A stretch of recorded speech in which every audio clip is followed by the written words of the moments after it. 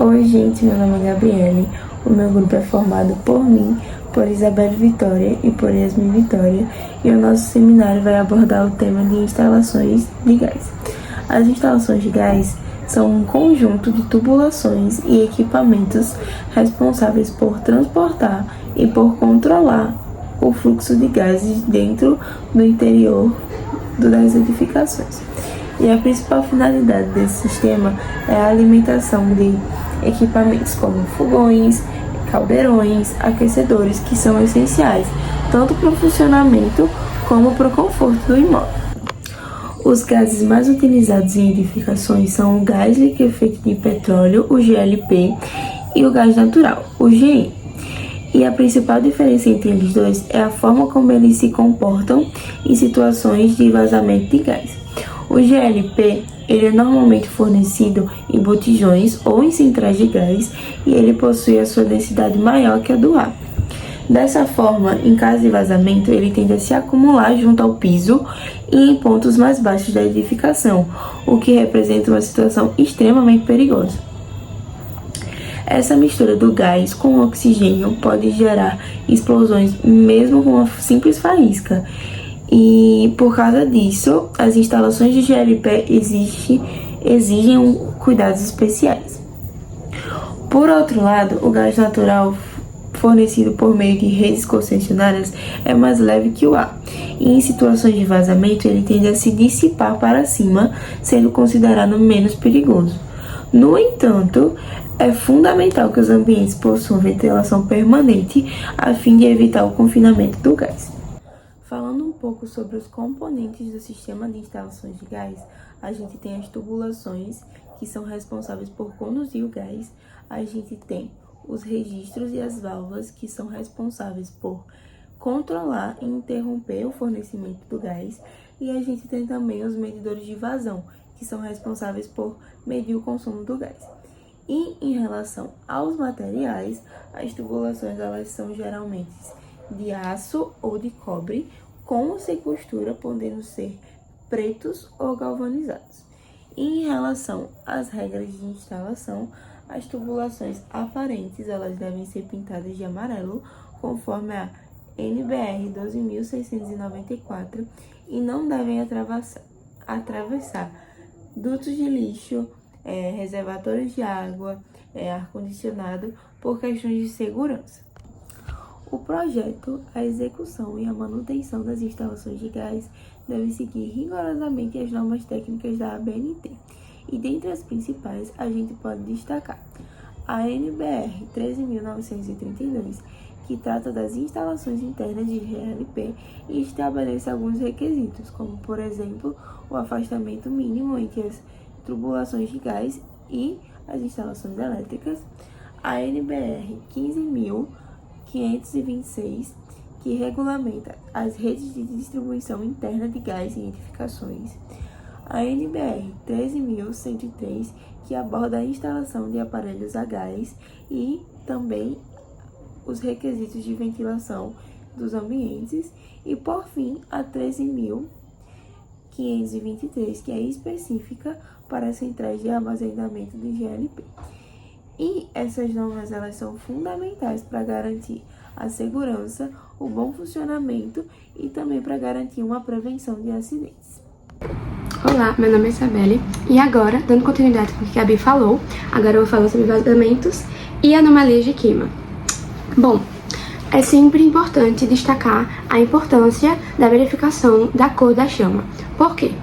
A cor da chama, ela vai revelar porque se ela estiver na cor amarela ou laranja, quer dizer que ela está com uma queima incompleta. O que quer dizer? Falta de oxigênio. Ou ela está com ventilação insuficiente ou sujeira no aparelho. E o gás, ele é invisível. E qual a importância de saber se está certo ou errado, de ajeitar isso? Por causa que quando ocorre esse erro, né, da chama estar amarela ou laranja, ele começa a vazar um gás invisível, que é tóxico, que é monóxido de carbono. E isso faz muito mal para pessoas, né? Tipo assim, para nossa respiração e tudo mais. Então, é a importância. E eu trouxe aqui um exemplo no slide, que é esse fogo, eu trouxe de um fogão, né? Esse fogo amarelo, que ele é um pouco amarelo e um pouco laranja, ele está errado, que é a insuficiência aqui de ventilação ou o aparelho aqui está com sujeira. Tem que fazer a avaliação para saber o devido erro. E esse aqui, ó, é um fogo mais ou menos mais azulado, sabe? Às vezes ele pode sair, tipo assim, um azulado com um pouco do amarelo, mas o correto mesmo é essa cor. Então, é muito importante, de fato, você ver se realmente está com alguma insuficiência ou se está saindo realmente o gás da forma certa. Bom, agora, partindo para o próximo slide, vamos falar sobre corrosão e proteção, como está aqui no slide, e vamos também falar sobre a água agressiva e proteção em tubulações enterradas. Bom, como vocês viram aqui na foto, essa é uma tubulação, ela está defeituosa, ela não está da forma que devia estar. E como que pode chegar aí?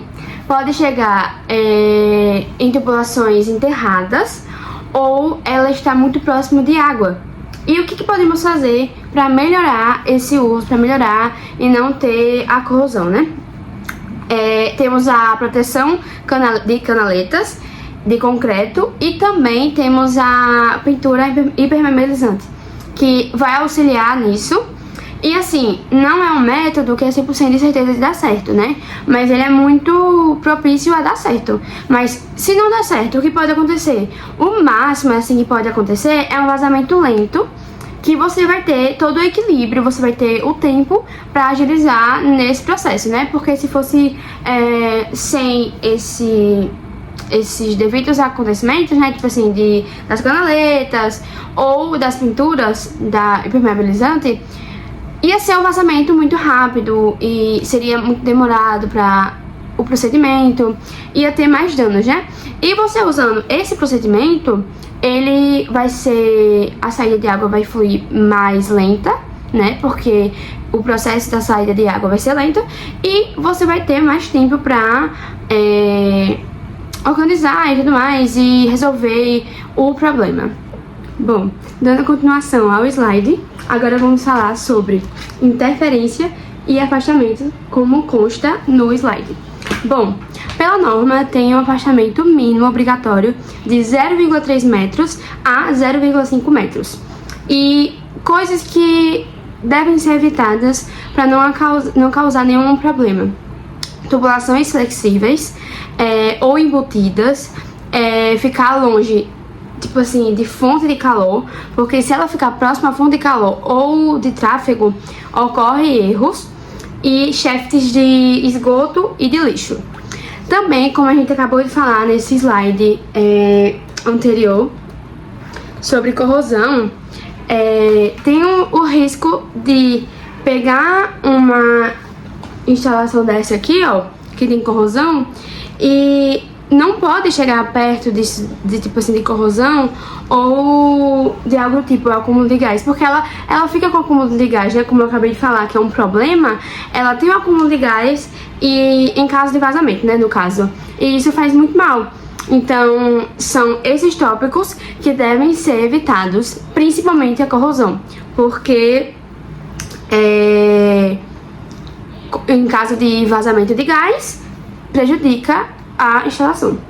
E uma coisa que eles não deixam passar é que é muito obrigatório essa regra, né? Eles são muito rígidos nessa norma de estar longe de instalações elétricas, porque é algo muito importante. Então, assim, é algo que deve ir atrás, deve ter esse cuidado quando for fazer devida forma. Bom, agora vamos falar sobre medidas de segurança proibidas. Aqui temos um exemplo que mais à frente vamos falar, aqui na foto.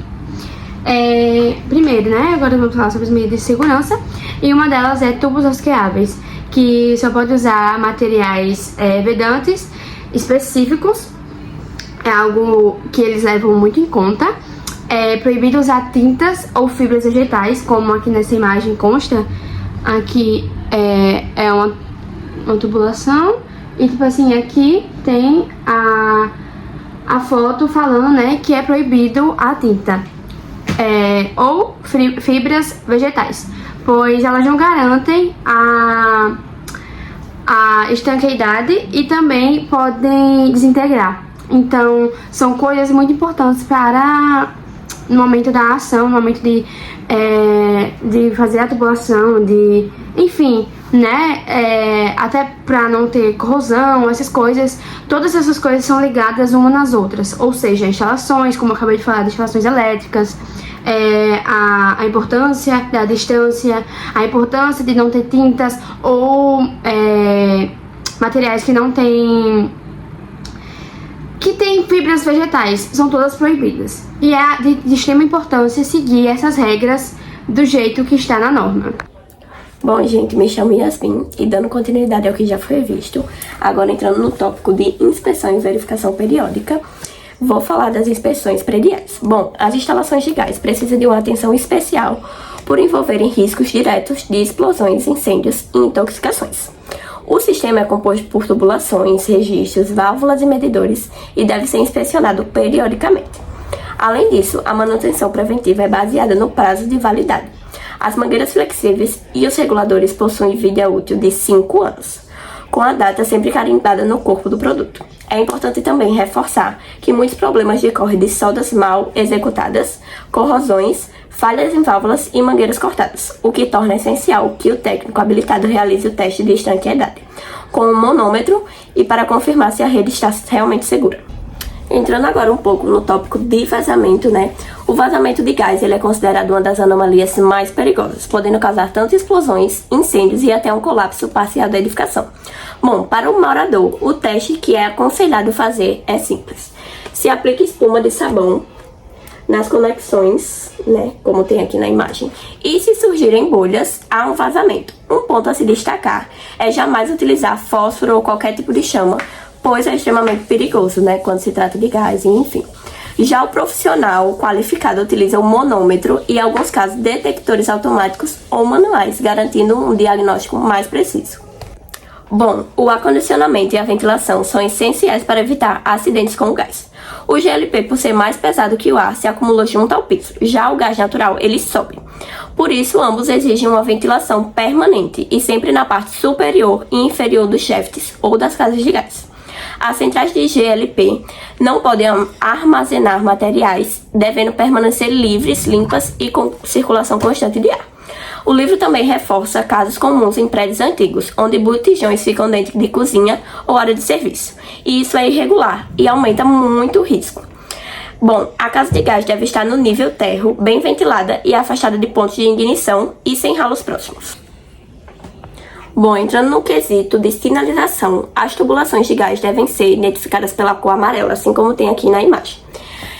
Indicadas conforme a NBR 12694. Isso garante a identificação imediata e segurança em emergências. Além da cor, o livro também reforça regras importantes. A rede de gás não pode passar por dutos de lixo, poços de elevador, shafts hidráulicos ou aros de dormitórios. E deve haver um afastamento mínimo de instalações elétricas, sendo 0,3 metros se estiverem protegidas por conduíte e 0,5 metros se estiverem expostas. Em caso de sobreposição de tubulações, a tubulação de GLP deve ficar sempre abaixo das demais. Bom, para concluir, nós como técnicos em edificações, nosso papel é garantir que a segurança seja mantida desde o projeto até a manutenção. E as instalações de gás, segundo o próprio livro que a gente usou, Inspeção Predial, são uma das partes que mais exigem atenção devido ao risco potencial de explosões e intoxicações. E por isso, inspeções periódicas, observação de anomalias, ventilação adequada e respeito às normas são fundamentais para preservar tanto a vida quanto a integridade da edificação. É isso, obrigada pela atenção. Após entender os fundamentos das instalações de gás, vamos apresentar um estudo de caso identificado durante um levantamento de campo. A inspeção ela foi realizada em uma residência com foco no sistema de instalações de gás. Devido ao risco apresentado, a situação foi classificada como urgência imediata, ou seja, prioridade 1, já que apresentava um risco de explosão. A anomalia foi identificada na cozinha, sendo classificada como crítica. E o problema observado foi um vazamento de gás relacionado aos subsistemas de válvula e mangueira flexível. Observamos que o ambiente era ventilado com a presença de janelas. o que favorece a dispersão do gás e a percepção do odor. Mas, considerando que o gás utilizado era o GLP, e como falado anteriormente, ele é mais pesado que o ar, ele tende a se acumular junto ao piso, mantendo elevado o risco de ignição e explosão, principalmente em casas de faísca ou fontes de calor próximas. A causa do problema foi o vencimento do prazo de validade da mangueira flexível, caracterizando falha de manutenção e de materiais. Portanto, a intervenção deve ser imediata, seguindo as normas técnicas de segurança. As ações corretivas são o fechamento imediato da válvula do botijão para interromper o vazamento e a substituição da maneira flexível e do regulador de pressão por componentes novos, certificados pelo Inmetro e dentro do prazo de validade. Esse caso, ele evidencia a necessidade de inspeções periódicas e a manutenção preventiva, fundamentais para a segurança das instalações de gás e da edificação. É isso, muito obrigada pela atenção.